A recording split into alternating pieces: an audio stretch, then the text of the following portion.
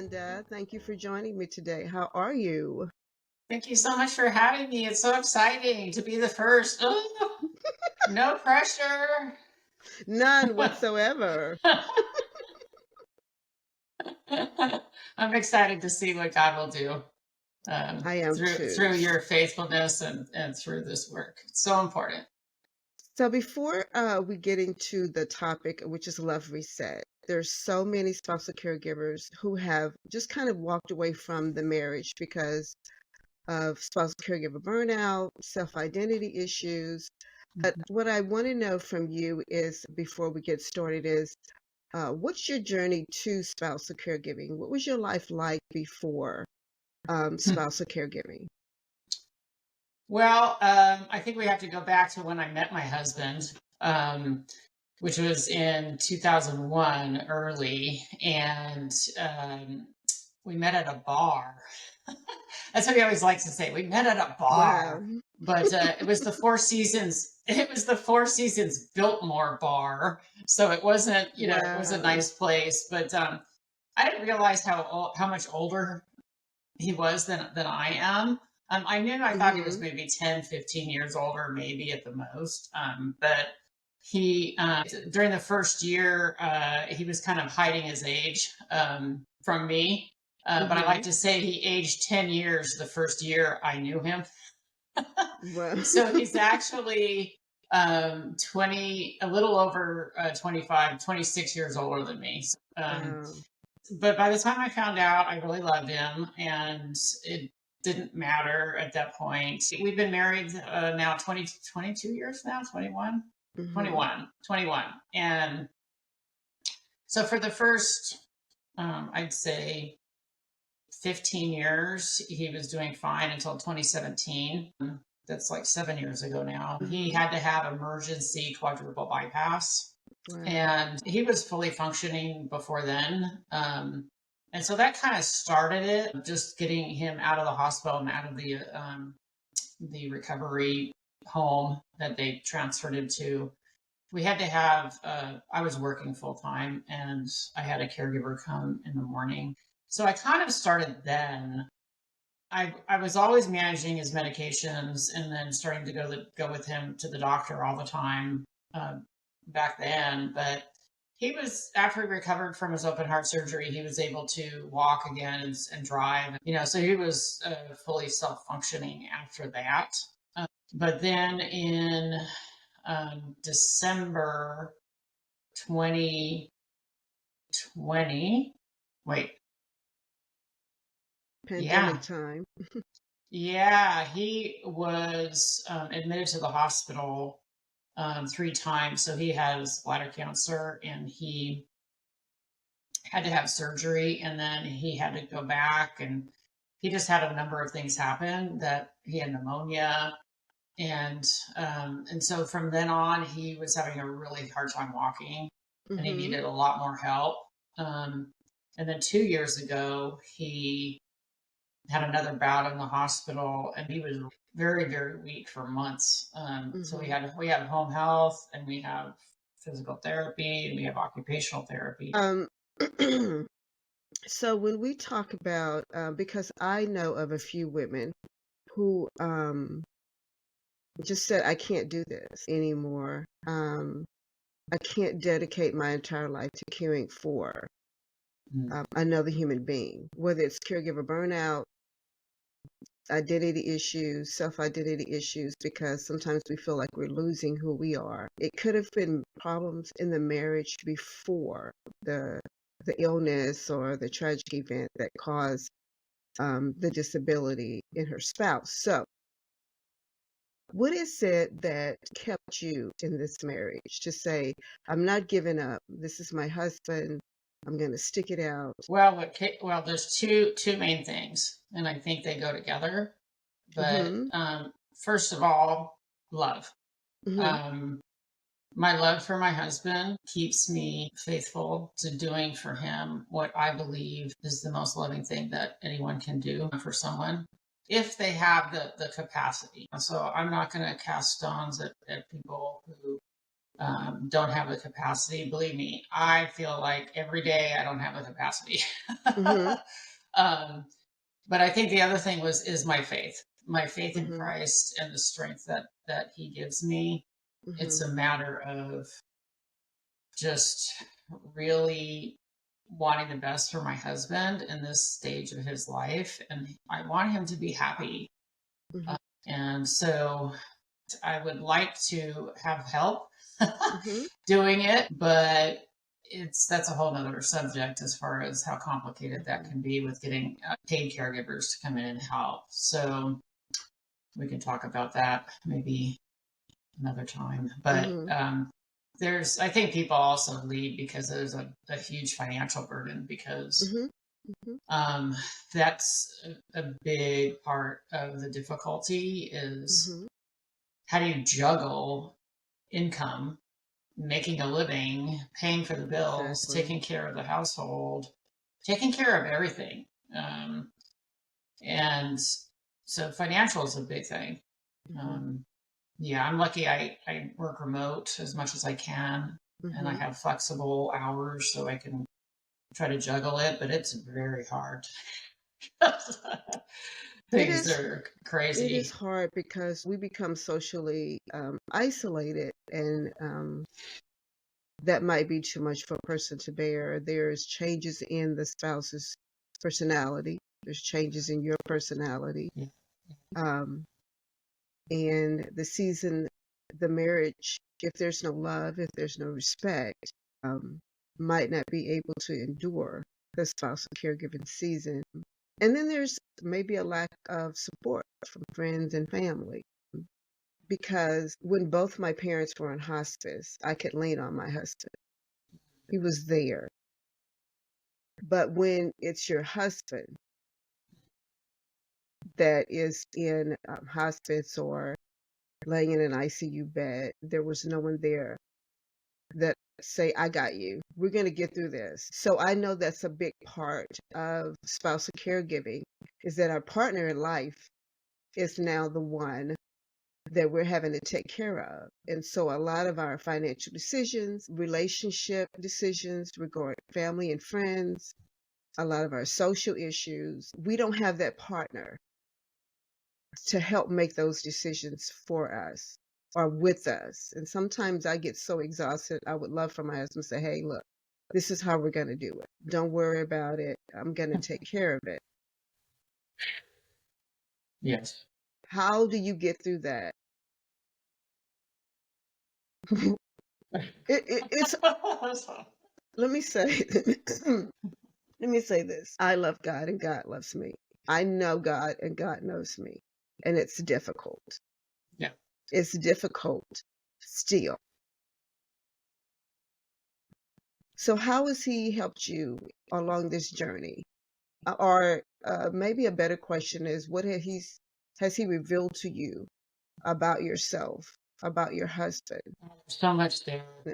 I think that yes, I think the first thing that I would love for people to know is that I don't think that there's a word in the English language that would adequately describe what it's like being a spousal caregiver. So you Mhm. say difficult, and I'm like, difficult doesn't even begin to describe what happens when you are left alone, Mhm. having Mhm. to figure it out, everything, Mhm. and not knowing what to do. That was really hard for me. Like, I do not like not knowing what to do, and it happens every single day because something changes with him every single day, with his health, with his body, with his conditions. With It's just like, oh my gosh, I don't know what to do, and Mhm. he can't help me. And so if I'm cognizant enough in the moment, and I can say, it's just this repeated prayer, like, Lord have mercy, Lord have Mhm. mercy. um, and it kind of calms me down, but that's only when I'm able, to do that. God has shown me so many things that that Melinda, the real Melinda, needs. The wounding, the grief, the resolution of trauma, anything that was inside of me that needed to be healed, to be brought out into the light, caregiving brings it out. out. Like, Exactly.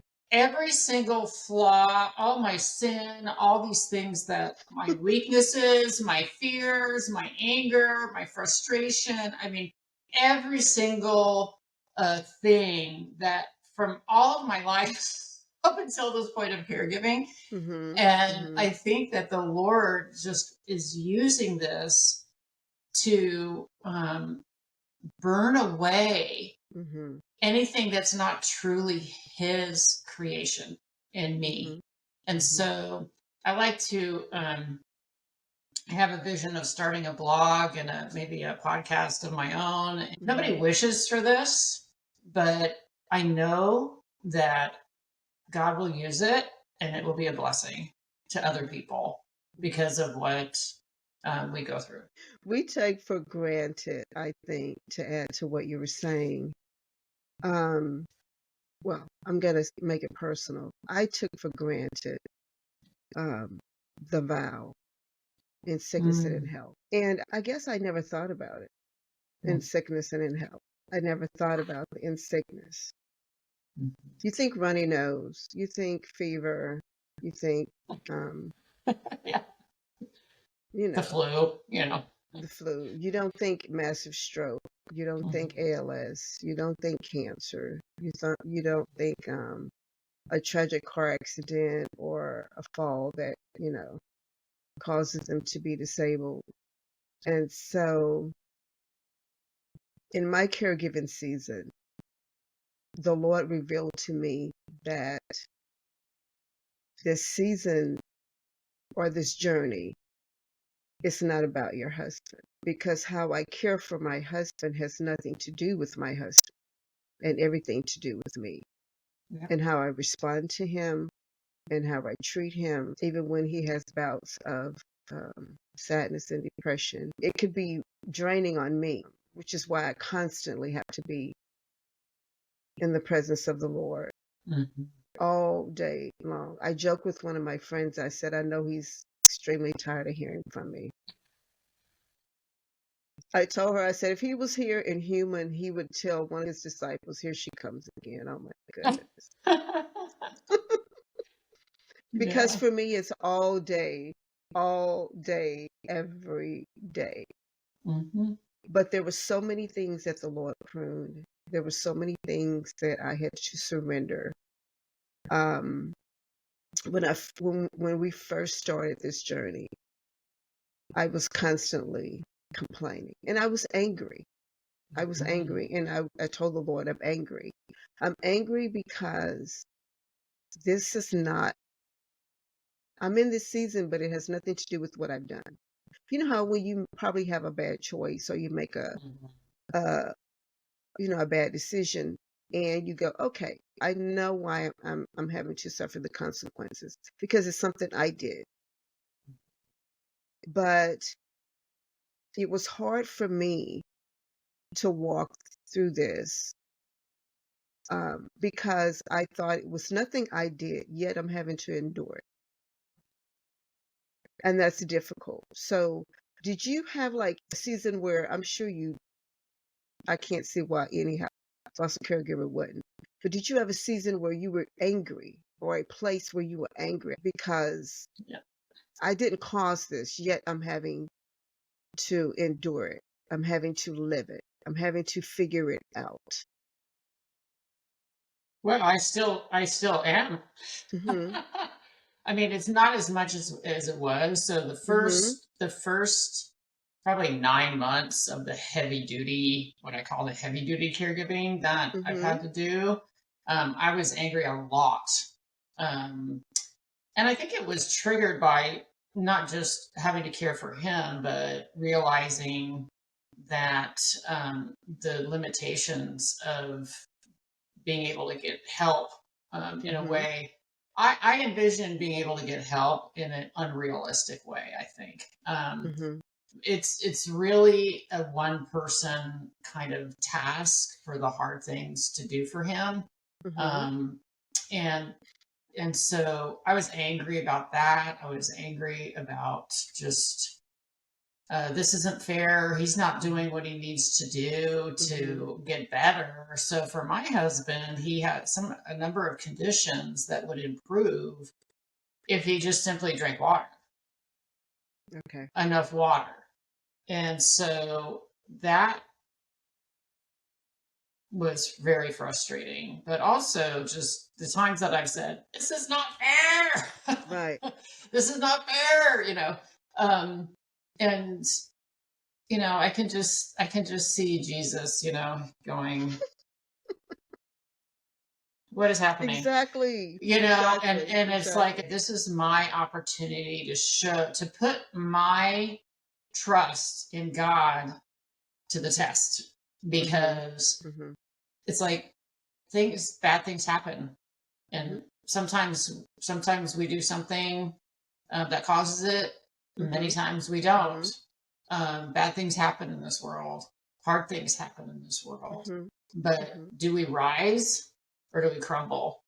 Right. And do we go to God, or do we Mm-hmm. go to ourselves rather than Mm-hmm. to God? Because I know that I don't have the strength, um, just in my own being, to Mm-hmm. be able to do what God's calling me to do. And so yeah, it's very hard.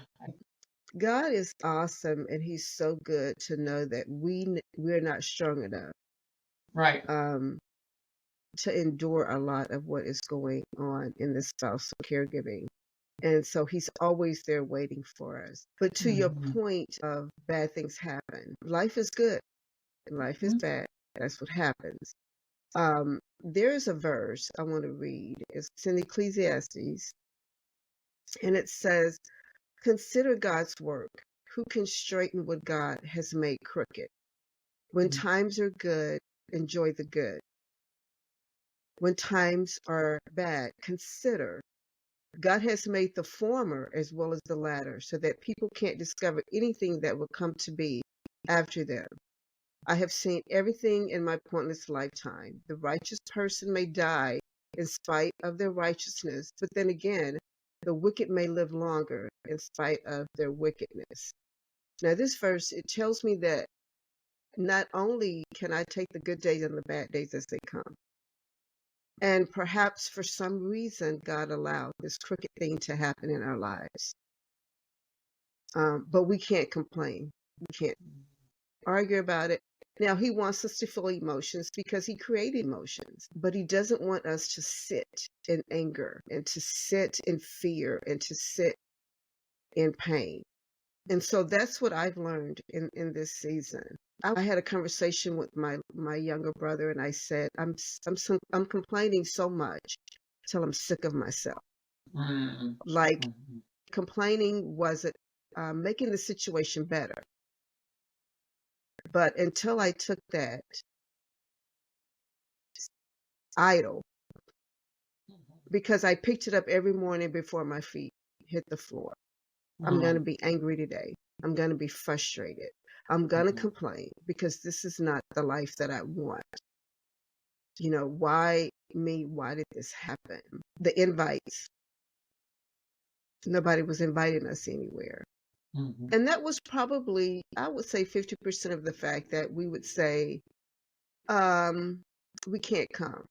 Mhm. Because when we're going out, I need to know the bathroom situation, Yeah. the wheelchair situation, the noise situation, the lighting situation.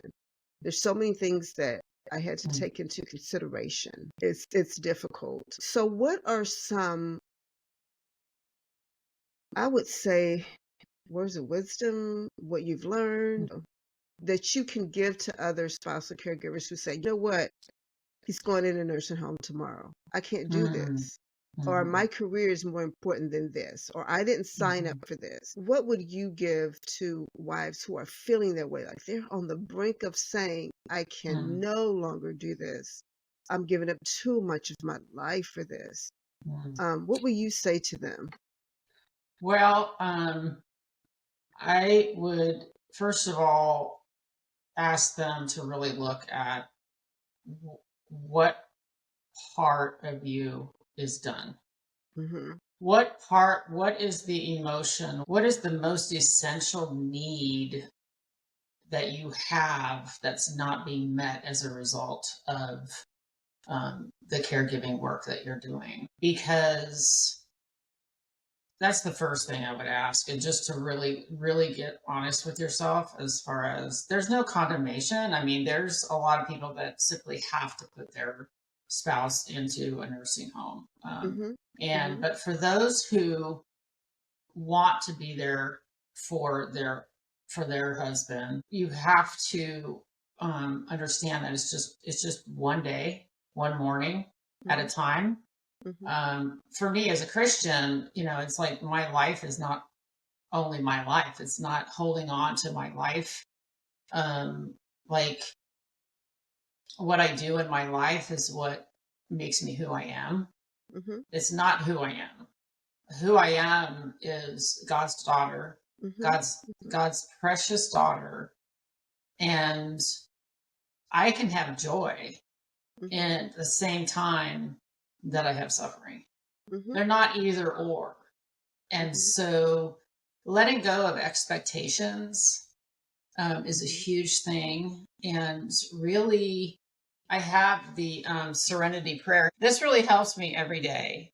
Grant me the serenity to accept the things I cannot change, the courage to change the things I can, and the wisdom to know the difference. And this should be on every caregiver's counsel, because there's only so much you can change. And knowing the difference, I think, really makes a difference. I think also having a counselor, or I have a spiritual director / therapist that I work with once a month. I think that's been really, really helpful for me. Mm-hmm. And so ask God, ask for help. Know that you can't do it by yourself. And just take it one day at a time. Don't give up. Don't give up. If you want to be there for your husband, And don't give up. what I want to add to that is that this caregiving season journey caught us by surprise, but it didn't catch God by surprise. Right. Exactly. And he knew who we were before the caregiving season. I think I may have told you, but I say that God must have a lot of trust in me to allow me to be a spousal caregiver. Wow. Um, That's so amazing. because I And would have so never. profound, because Right. I it's mean, like, that's what? that's how. I mean, one day I was like, wow, God has really have a lot of trust in me. That's so amazing and so beautiful and I so know it is. scary, and so, like, I think from my human perspective, so wrong, It's like, what? But It's God like knows who we can it's become. like wow, Lord, Lord, wow, you trust me. I don't even trust myself that much. No way. And I I'm gonna cry right now. That's so amazing and scary at the same right. time. It is. It's amazing and scary at the same time. But if we think of it that way, if we think the amount of trust that God has in us, the amount of trust that He has given us Wow. an entire human being, His creation, His creation, His Yes. creation, That is so beautiful. Oh my for gosh. us to give care. And I like the verse John 3:16. It Yeah. says, "For God so loved the world that He gave." And we could stop right there. Right. God so loved the world that He gave. So the amount of trust that He has in us, Mm. to allow us to be able to give care to his creation. He took time to create this person, and now Mm-hmm. you're saying, okay, here, Mm-hmm. Take care of them. take Take care care of of him him while he's on earth. while he's on earth. But when it gets hard, when you get Oh, scared, when yes. you get lonely, when you don't think you can do it anymore, guess what?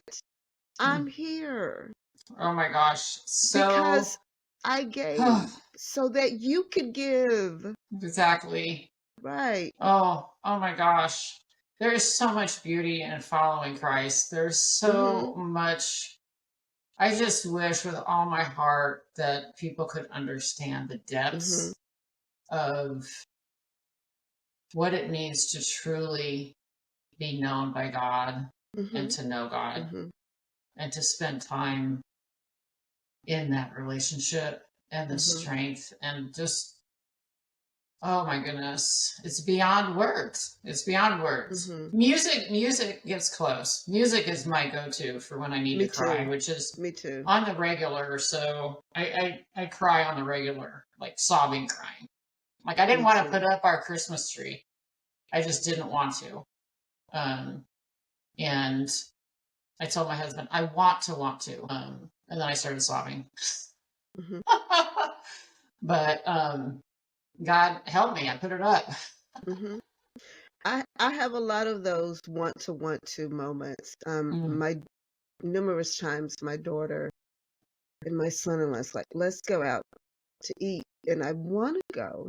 I mhm. want to go out to eat, but I don't know where to pull it from. It's so hard.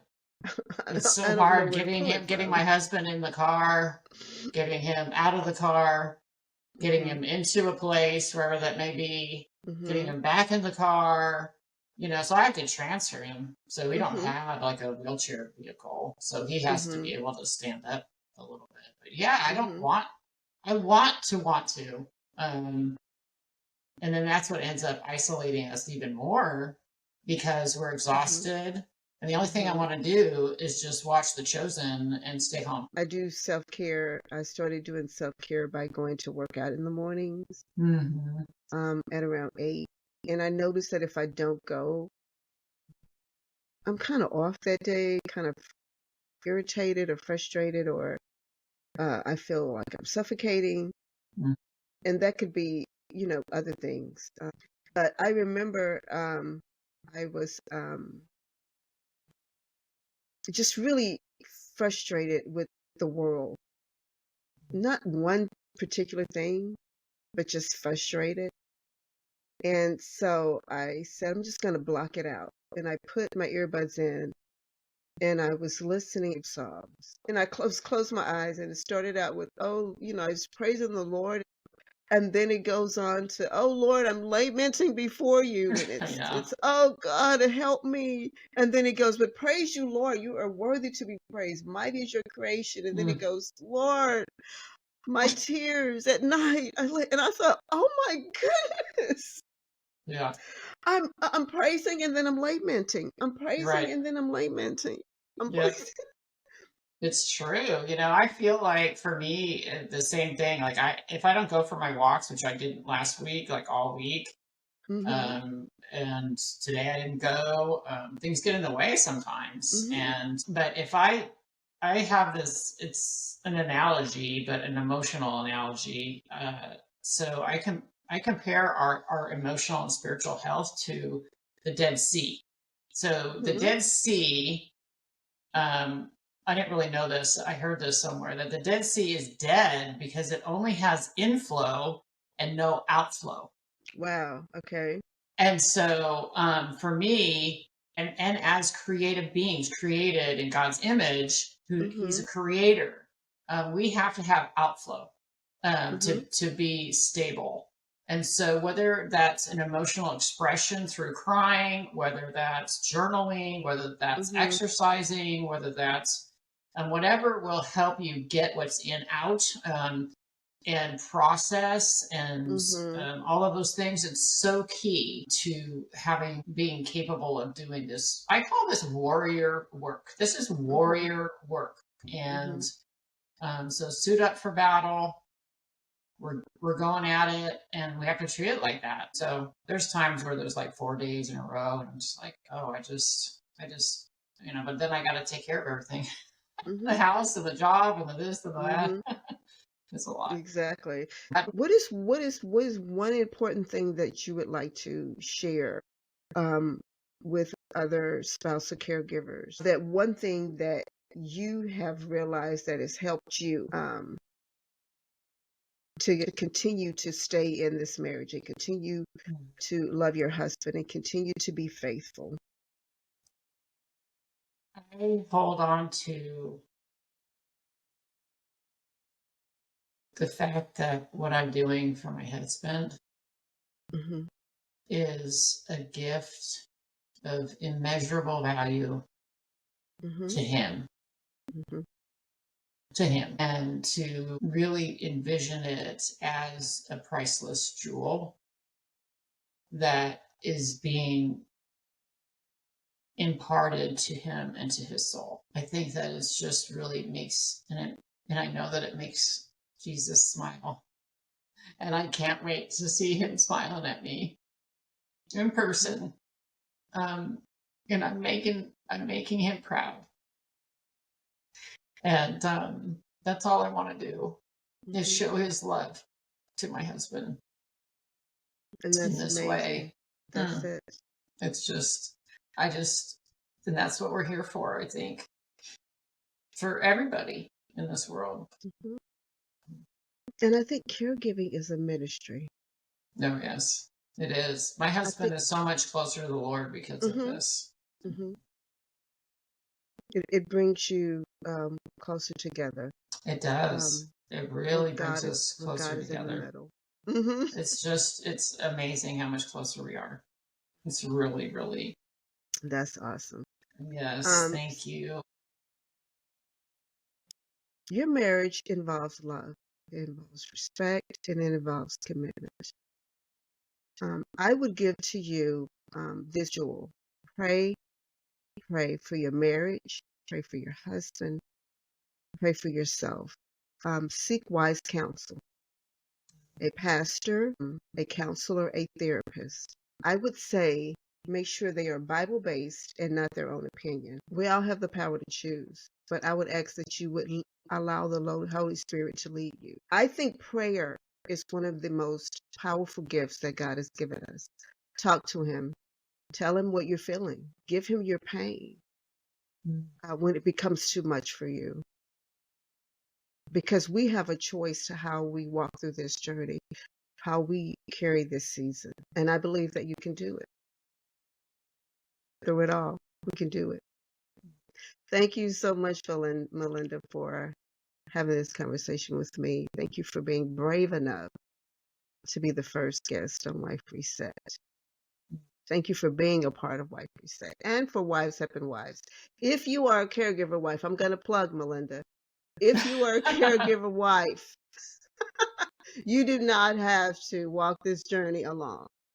We are on, we have a private Facebook group, which is called Wives Helping Wives, Caregiver Support Group. If you are on Facebook, please feel free to join us. A wonderful group of women who are supporting each other, who are walking the same path that you are walking, who have been doing it for years, and some have wonderful advice on how to maneuver through this season, through this journey along this path. Please join us there. Thank you, Melinda. Thank you, Belinda.